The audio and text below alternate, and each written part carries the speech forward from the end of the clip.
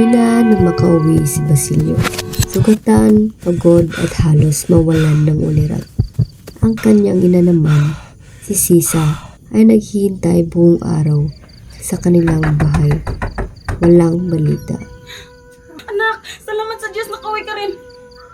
Ba't ka sugatan? Nasaan si Crispin? Huwag kang matakot, inay. Naiwan siya sa kumbento. Sa kumbento? Buhay pa siya? Hindi ba?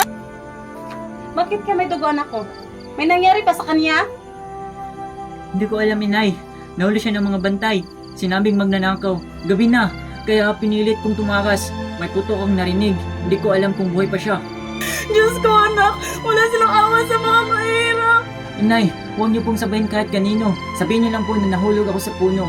Kung malaman ng mga guardian civil, baka kayo naman ang saktan nila. Hindi na ba talaga natin makikita si Crispin?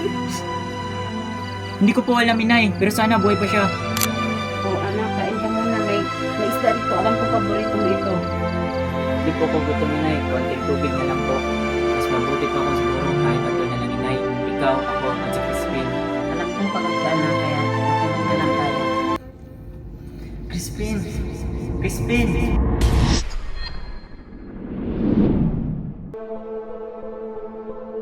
Crispin! Crispin! Basilio! Crispin! Saan ka? Oh, anak, anong nangyari? Inay, di ba panaginip na yun, di ba? Hindi yun totoo. Bakit ba, anak? Ano ba napanagipan mo? Nakita ko si Crispin sa palayan. Nakangiti, pero bigla siyang tinawag ng mga sundalo. Tapos kinuha siya. At sa gabing iyon, nakatulog silang mag-ina. Isang ina na may dalang pag-asa at isang anak na pinipigilan ang takot sa dilim. Sa isang payak na silid-aralan, nagtagpo sina Crisostome Ibarra at ang gurong tapat. Sa kanilang pag-uusap, ipinahayag ni Ibarra ang kanyang hangaring baguhin ang lipunan sa pamamagitan ng edukasyon. Isang pag-asang magbibigay liwanag sa kinabukasan ng mga kabataan.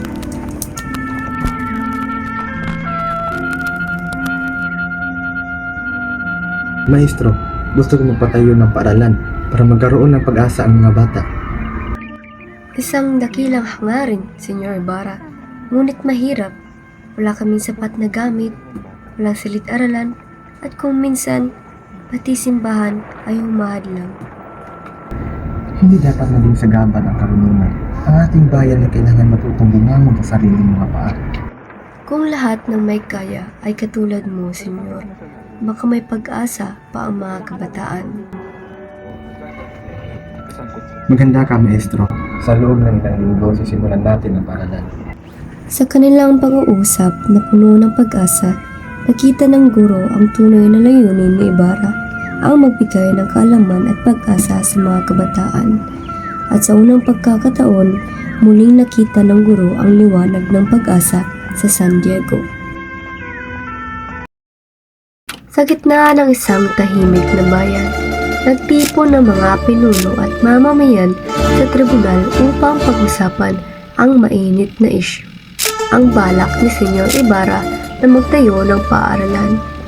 Ang kanyang layunin ay magbigay ng pag-asa at kaalaman sa kabataan, ngunit hindi lahat ay sang-ayon sa pagbabago.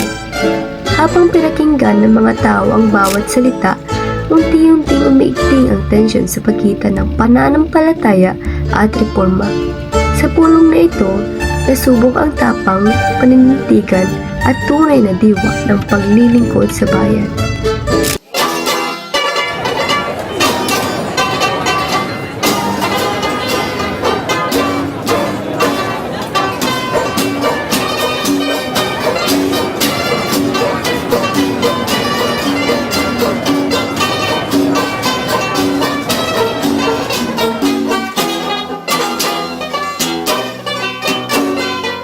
Tayo po ay nagtutulong ngayon upang talakayin ang lingwahe ng Senyor tungo sa pagpapatayo ng paaralan para sa bayan.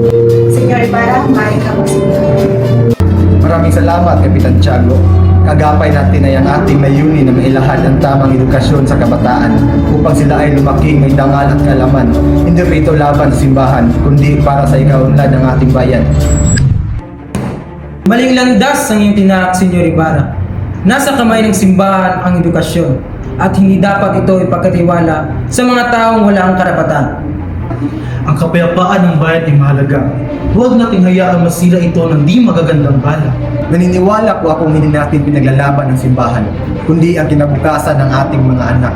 Ang paralan ng susi upang maging bukas ang mga isipan. Kung ang paaralan ay hindi namin kontrolado, ito'y magiging daan sa kasamahan, magpanganib sa pananampalataya. Pero senyor, baka ang paralan ay magdulot ng gulo at alitan ng bayan po. Sang-ayon ako kay Senyor Ibarra. Kailangan na ng pagbabago para sa kabataan. Iba-iba ang mga opinyon, mga kababayan. Ngunit dapat natin isaalang-alang na mabuti sa lahat. Ang simbahan ay nakamasid at ang lumalabag ay hindi papalampasin.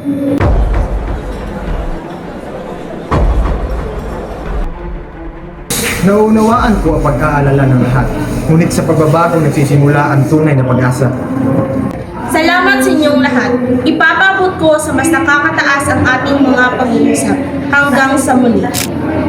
Isang pulong na puno ng pag-asa at pangamba. Ito ang naging simula ng mga pagsubok na haharapin ng bayan.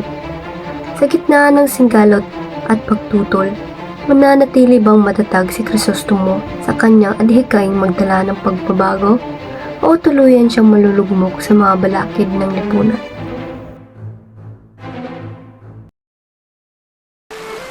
Sa gitna ng gulo at talingas-ngas sa bayan, nahanap ni na Crisostomo Ibarra at Maria Clara ang sandali ng katahimikan.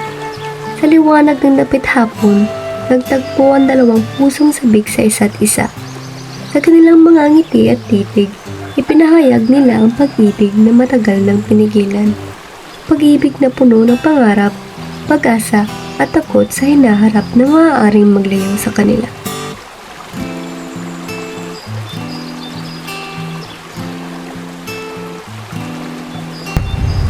Jesus naman, natatakot ako sa mga pari. Galit sila sa iyo. Wala akong ginawang masama. Gusto ko lang ng pagbabago, hindi gulo. Paano tumakot? Hindi ko kakayanin. Huwag kang matakot, Maria. Sa bawat laban ko, ikaw ang lakas ko. Hanggat tumitibok ang puso ko, ikaw ang dahilan nito. At sa bawat dasal ko, pangalan mo ang inuunay. Sa mga salitang puno ng pag-ibig at pangarap, magkahawak kamay sina Crisostomo Ibarra at Maria Clara. Isang simpleng kilos na simbolo ng pag-asa at katatagan.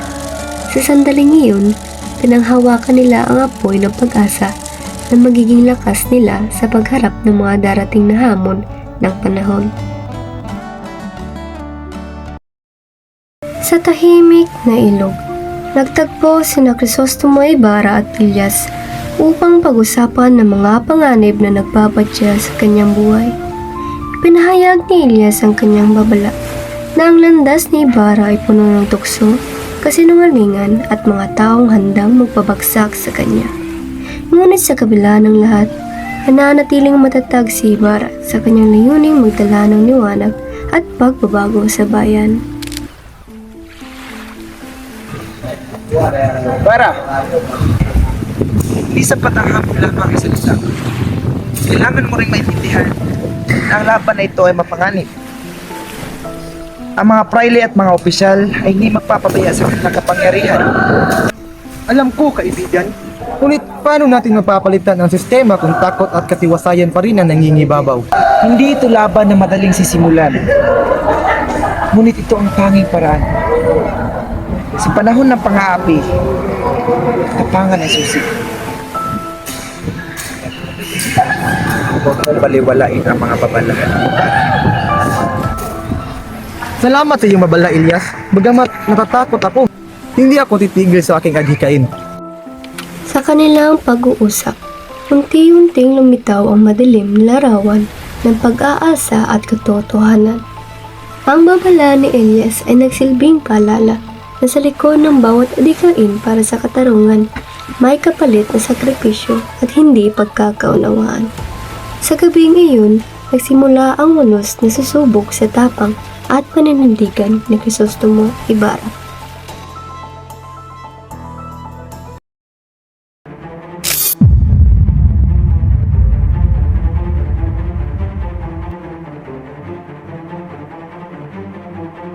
Alam ninyong lahat, ang katotohanan ay isang ilaw na madalas takot tanggapin. Hindi lahat ay handa na harapin ang liwanag na naglalantad ng katiwalian at kahirapan. Maraming mas pinipiling mamuhay sa dilim ng kamangmangan kaysa harapin ang kagaslawan ng katotohanan. Ngunit ang tunay na madilim ay ang kawalan ng kaalaman. Ang sino mang naghahangad ng kalayaan ay kailangang magpasya. Tatanggapin ba ang hidwaan sa puso at isipan o patuloy na mananatiling alipin ng takot? At ang katotohanan, gaano man kasakit, ay siyang susi sa tunay na pagbabago. Sa mga payo ni Filosofo Tasio, sumilay ang karunungang higit pa sa panahon.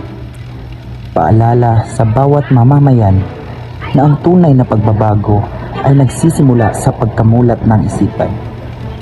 Sapagkat ang lakas ng loob na harapin ang katotohanan ang siyang magbubukas ng daan tungo sa liwanag ng kalayaan. Sa gitna ng makulay na piyesta sa San Diego, nagtipon ng mga mamamayan upang magdiwang sa musika, pagkain at pananampalataya. Ngunit sa likod ng kasiyahan, unti-unting sumingaw ang tensyon sa pagitan ng mga tao at simbahan, lalo na kay Padre Damaso, na sa kanyang sermon ay muling ipinamalas ang kapangyarihan at kayabangan ng mga nasa simbahan laban sa mga taong nagnanais ng pagbabago.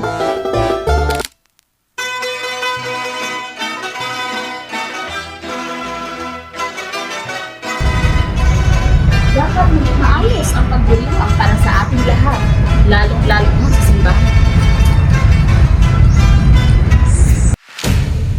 Mga minamahal kong anak, sa pananampalataya, ang suliranin nilang nararanasan ay dahil sa kanilang kasalanan at pagtanggi sa simbahan. Ang kapamakan ng bayan ay bunga ng kawalang pananampalataya. Kung kayo ay tapat sa simbahan at sa Diyos, walang kasamaan ang kakapit sa inyo. Ngunit ang mga nagtataksil ay walang lihim na hindi natutuklasan.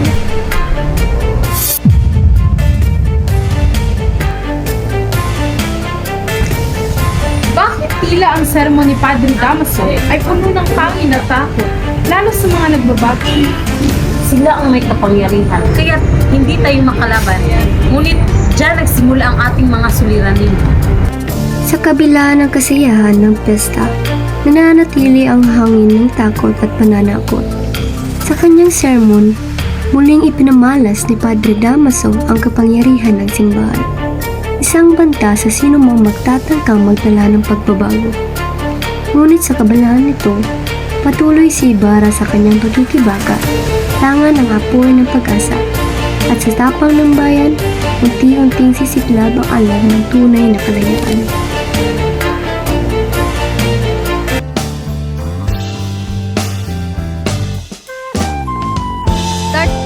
Anak, salamat sa Diyos, makauli ka rin. Start! Maraming mga... Inaayos siya ko! Mesmer ka ha?